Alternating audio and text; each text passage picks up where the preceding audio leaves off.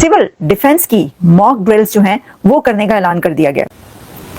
ये एक last stage आप समझ लें कि जब लोगों को भी इसके लिए तैयार कर दिया जाए तो या तो जंग अभी की अभी फौरन होगी अगले चंद घंटों में या अगले 1-2 दिन के अंदर। किसी किस्म का अटैक हुआ या टेंशन बढ़ी तो बहुत मुश्किल हो जाएगी फोर्सेस को। इस वक्त सिचुएशन जो है वो कंप्लीटली अगर कोई बात कर सकता है तो पॉलिटिशियंस ही कर सकते हैं, और पॉलिटिशियंस तो आपने देखा ही को किस किस्म की बातें कर रहे हैं कि अगर अटैक हुआ तो हम तो लंदन चले जाएंगे। तो अगर पॉलिटिशियंस जो यहाँ पर मौजूद हैं जिनके हाथ में सारा कंट्रोल है, जो कोई काम कर सकते हैं, अगर वो यहाँ से भागने की प्लानिंग कर रहे हैं तो फिर उस पर क्या किया जा सकता है। और आम पब्लिक तो जाहिर है कि वो कुछ नहीं कर सकता। आप पहले सोचे कि हिंदुस्तान के साथ मैं फिर से कहूंगी कोई जंग नहीं इनका दिल है। इनको देखें ये क्या खौफजदा है। ये मोदी से तो कोई प्रोटेक्शन नहीं हम ले रहे। मुझे आप पूरे पाकिस्तान में देखें कोई जंग कर रहे हैं नवाज शरीफ शहबाज शरीफ, ये आप देख लेना, आप लिखवा लो ये मोदी अटैक करेगा पाकिस्तान को, इन्होंने चुप करके कहना थप्पड़ खा लो। वो आपको एक थप्पड़ मारने आएगा, कहीं बम फेंकेगा और ये कहेंगे चुप रहो बस। इस मट्टी को इस सरजमीन को अगर कोई खतरा है तो कुछ लीडर शीडर छोड़ें, सिर्फ और सिर्फ जो है कौम को ये पैगाम दें कि हम लोग जो अपने आप को लीडर कहते हैं हम मुतहद हैं और मुकाबला करने के लिए तैयार हैं। गुजर जाएगा, अल्लाह खैर खैरियत रखे, अल्लाह फतह दे हमें। उसके बाद फिर भारत की तरफ से ये इकदामात ऐसे मौके पर सामने आ रहे हैं नाज़रीन के जब भारतीय वजीर आबिल ऐलान कर चुके हैं कि वो इस बात को यकीनी बनाएंगे कि सिंध दरिया का एक कतरा भी पाकिस्तान ना। अगर उनके सर पे जंगी जुनून सवार है तो आप अपने ऊपर जंगी जुनून सवार क्यों कर? बुरा ना मानना, देखो मैं बात कर रहा हूं, जंग वंग नहीं करना बेटा, तुम तो खास तौर पे नहीं करना। तुम तो कूलर के बगैर ठंडा पानी नहीं पीते। जंग होगा तो ना कूलर होगा ना पानी होगा। सर मैं आपको बता रहा हूं, बगैर बिजली और इंटरनेट के ना रहने वाली कौम, जिनका इंटरनेट बंद हो जाए तो दुनिया से पासवर्ड मांगते फिरते हैं, वो बोले जंग करो जंग करो। दोस्तों देख रहे हैं कितना खौफ है मोदी जी का। ये मॉक ड्रिल अभी शुरू नहीं हुई है, कल से शुरू होगी, उससे पहले ही वहां पे फटनी शुरू हो गई है, क्योंकि उनको ये बात अच्छी तरह से पता है कि उनके अंदर कितनी ताकत है और कितनी कैपेबिलिटी है, और उनको ये भी पता है कि आज भारत क्या भारत। दोस्तों पूरी दुनिया कह चुकी है कि भैया हम तेरे को नहीं बचा सकते, तू जिसके पास मर्जी चला जाए। अब देखिए इनकी मदद के लिए कौन है? ईरान, तुर्की इतनी दूर से क्या आएगा? आएगा भी थोड़ा बहुत आ जाए, ईरान बचा लेगा इनको। दोस्तों चीन तक ने हाथ खड़े कर रखे हैं, जो किसी पे थोड़ी बहुत मदद करे तो करते। दोस्तों इस बार छोड़ने वाले नहीं है मोदी जी, और ये बात पक्की है, क्योंकि इनका परमानेंट इलाज बहुत जरूरी है, वरना ये फिर वो सांप है जो फिर थोड़े टाइम के बाद फन उठा देंगे। इसलिए अब इनका फन कुचलना नहीं है, काट के कुचल के अलग से कहीं दबा देना है, ताकि दोबारा कभी जिंदगी में उठे ही ना। बाकी आप कमेंट्स करके बताइएगा आप क्या कहते हैं। वीडियो को लाइक और चैनल को सब्सक्राइब जरूर कीजिएगा। Thank you very much. समझ नहीं आ रही कि हिंदुस्तान के साथ दुश्मन किधर है? हिंदुस्तान में मोदी। हमने तो सुना है, ये भी सुन लें आप। आपको पता है अगर पाकिस्तान में आप मोदी का नाम लेंगे तो वो भी शायद पीका ऑर्डिनेंस के नीचे आ जाए। उसका नाम नहीं ले सकते। अब ये नहीं पता कि क्यों नहीं ले सकते। दुश्मन किधर है? इंडिया में है या पाकिस्तान में है?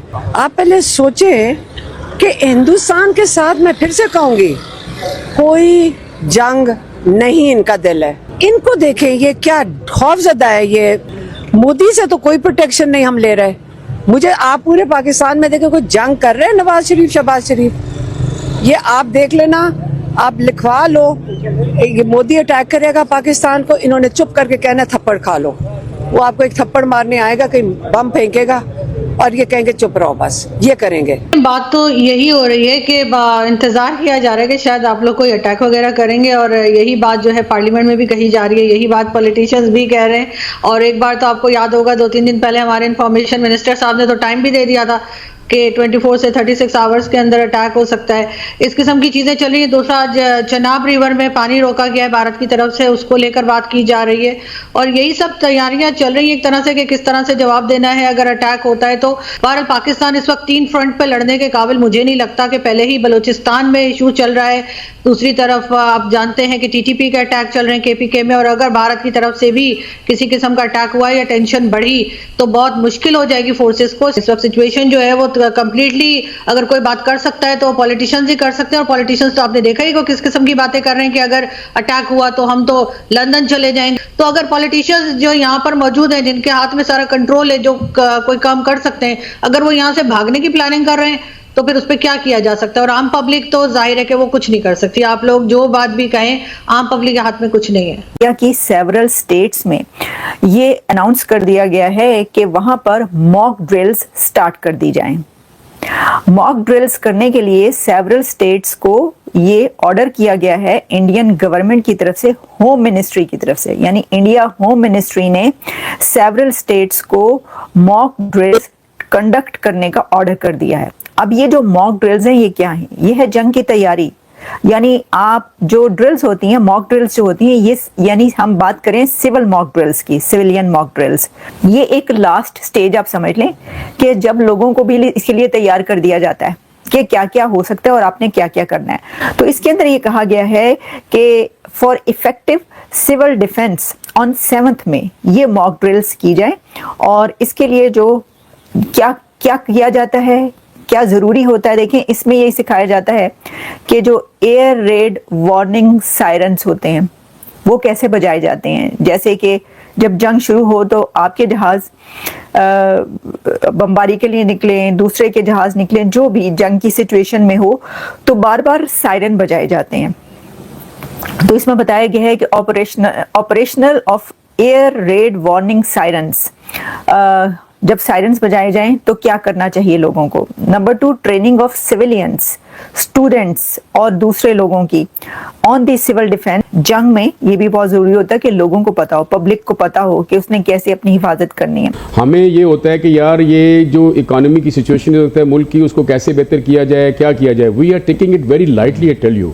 हमारे ऊपर वो जंगी जुनून का जो सवार होना जो इंडियंस के ऊपर है, अल्हम्दुलिल्लाह हम पर वो सवारी नहीं है। ठीक है ना, हम ये देख रहे हैं कि हमारे इस मुल्क में जो इस वक्त जो मसाइल हैं उसको हम कैसे दूर करें, और उसके ऊपर मीटिंगें भी चल रही हैं, सब कुछ हो रहा है।